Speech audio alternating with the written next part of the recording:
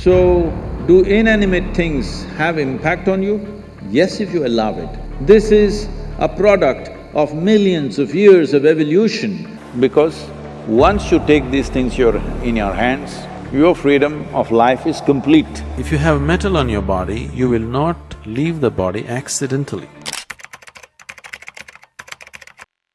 But good luck, you keep it in the pocket. If it's on your finger, they will think you're… See, human life is made in such a way, particularly human life. So, do inanimate things have impact on you? Yes, if you allow it, because this is the human predicament that who you are is not determined by nature, it is left open for you. Left open for you means you are the only creature on this planet who's been given the freedom to shape your own life. Is it a small thing? This is a product of millions of years of evolution, that today, after all these creatures from a single-celled animal, after these millions of forms, here we are sitting, this is the only creature which can shape its own life the way it wants. The legend says, Rudraksha is actually the tears of Shiva. So Shiva sat in a meditative state for a very long time. Everybody thought he is dead because he was completely unmoving. It looks like there was no breath, there was no nothing. But off and on, tears of ecstasy dribbled out of his eye. That was the only sign of life that he showed, that there was an ecstasy that he could not control, which made him absolutely still.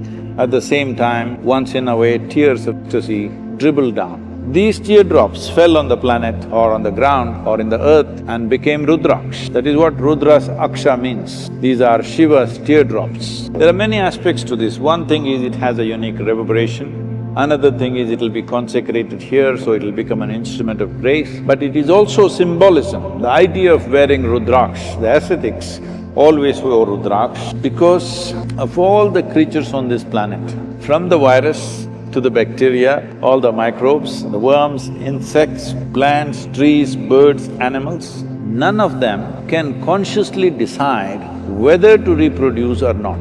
It just happens. If the seed falls out, another sapling rises, that becomes another tree. So, nobody can decide whether to reproduce or not. The only creature who has this power is to hold back the seed and not reproduce but consciously is the human being. I'm saying it is possible.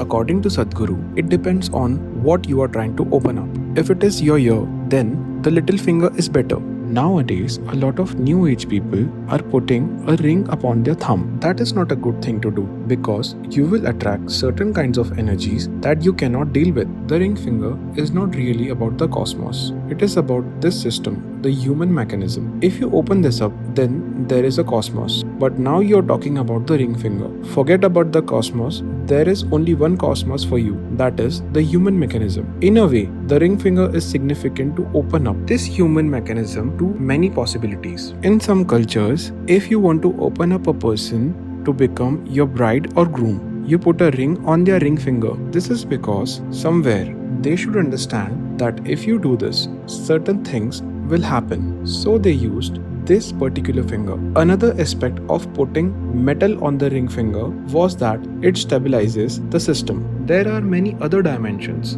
but to put it in a generic way, it is like a remote to open up the dimensions of your own body. Now let's hear about copper ring from Sadhguru.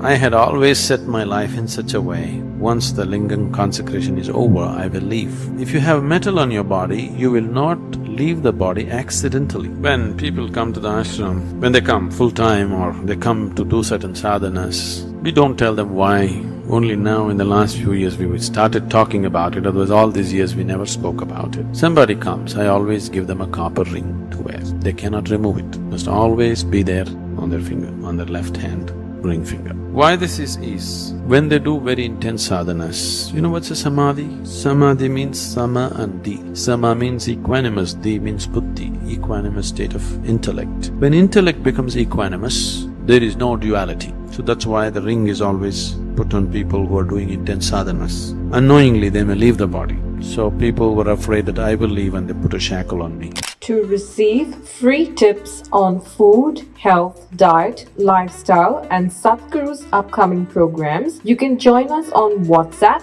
Signal, and Telegram, or follow us on Instagram and Facebook by clicking on the link below.